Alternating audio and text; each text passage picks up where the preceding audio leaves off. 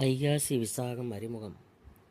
தமிழ் நாட்காட்டியில் இரண்டாவது சூரிய மாதமான வைகாசியில் கார்த்திகை பெருமானின் பிறந்த நாள் கொண்டாடப்படுகிறது. மேலும் ஒவ்வொரு மாதமும் தோன்றும் 27 நட்சத்திரங்களில் வைசாகம் 16வது நட்சத்திரமாகும். சில இந்து நாட்காட்டியில் வைகாசி மாதம் ரிஷப மாதம் என்றும் விஷாக நட்சத்திரம் என்றும் அழைக்கப்படுகிறது. கிரிகோரியன் நாட்காட்டியில் வைகாசி விசாகம் மே மற்றும் ஜூன் மாதங்களுக்கு இடையில் வருகிறது. தைரியம், செல்வம் மற்றும் ஞானத்தின் கடவுள் என்றும் அழைக்கப்படும் கார்த்திகை பெருமானின் பிறந்தநாள் முதன்மையாக உலகெங்கிலும் உள்ள தமிழர்களால் கொண்டாடப்படுகிறது. முருகப் பெருமான் சிவபெருமான் மற்றும் பார்வதி தேவியின் இளைய மகனும் விநாயகப் பெருமானின் தம்பியும் ஆவார். முருகப்பெருமானின் மற்ற பெயர்களான செந்தில், குமரன், சுப்பிரமணியன், சண்முகம் உட்பட ஆயிரக்கணக்கான பிற பெயர்களும் உண்டு. 6 முகங்களை கொண்ட முருகப்பெருமானின் மற்றொரு பெயர் ஆறுமுகம்.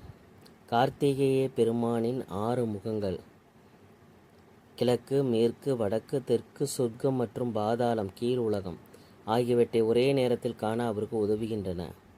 வைகாசி விசாகம் அன்று, அதாவது நட்சத்திர விசாகம் பௌர்ணமியுடன் இணையும் நாளில் பக்தர்கள் நித்தியம் இளம் வீர கடவுளான சுப்பிரமணியருக்கு பாலாபிஷேகம் செய்வதற்காக அவரது கோவில்களுக்கு பாலை கொண்டு செல்கின்றனர். வைகாசி விசாகம் 2026ஆம் ஆண்டு மே 30ஆம் தேதி சனிக்கிழமை என்று உலகம் முழுவதும் கொண்டாடப்படுகிறது. இருப்பினும் இந்தியாவின் தமிழ்நாட்டில் வாரம் இறுதி முழுவதும் கொண்டாட்டங்கள் தொடர்கின்றன. வைகாசி விசாகம் மே 30, 2026 சனிக்கிழமை அன்று காலை 6:08 விசாக நட்சத்திரம் ஆரம்பம். விசாக நட்சத்திரம் முடிவடைகிறது மே 30, 2026 காலை 8:50 மணிக்கு. வைகாசி விசாகம் கந்தத்தின் சின்னம். கணேசரின் தம்பியான கார்த்திகேய பெருமான் கந்தன் என்றும் அழைக்கப்படுகிறார். இவர் சிவபெருமானின் மனதிலிருந்து பிறந்தார்.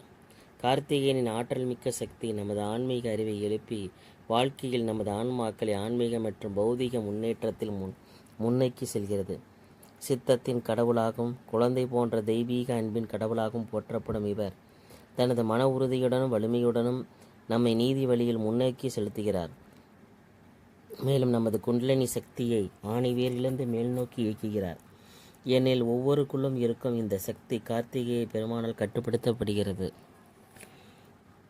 நீதியின் அச்சமற்ற பாதுகாவலராக நமது வேர்களை நிலை பெற்றிருப்பதை வளர்த்து வாழ்க்கையில் முன்னேறி செல்ல அவர் வழிவகை செய்கிறார். கணேசர் மற்றும் கார்த்திகேய சகோதரர்கள் இருவரும் மூலாதார சக்கரத்தில் வீட்டிலிருந்து நமது வாழ்க்கையை உறுதியுடனும் பாதுகாப்புடன் வழிநடத்த நமக்கு சக்தி அளிக்கின்றனர். வேதங்கள் கூறுகின்றன, கரைகள் துடைக்கப்பட்ட ஒருவனுக்கு மதிப்பிற்குரிய சனத்குமார் இருளின் மறுக்கரையை காட்டுகிறார். அவனை அவர்கள் ஸ்கந்தன் என்றும் அழைக்கிறார்கள்.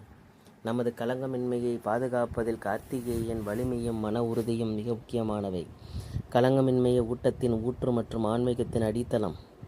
களங்கமின்மை இல்லாத ஒருவரால் ஆன்மீகத்தில் முன்னேற முடியாது.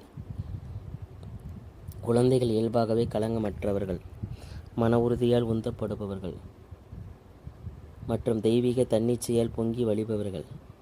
கார்த்திகேயனின் அடிமட்ட ஆதரவும் பாதுகாப்பும் வாழ்க்கைக்கு வளர்ச்சிக்கு மிக முக்கியமானவை.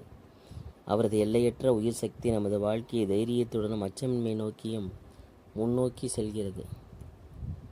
செலுத்துகிறது. விஷயங்கள் சமநிலையற்று இருப்பதாக கருதப்படும் போது கார்த்திகை பெருமானின் குழந்தைத்தனமான தெய்வீக சக்தியை வரவழைப்பதன் மூலம் நாம் முன்னேறலாம்.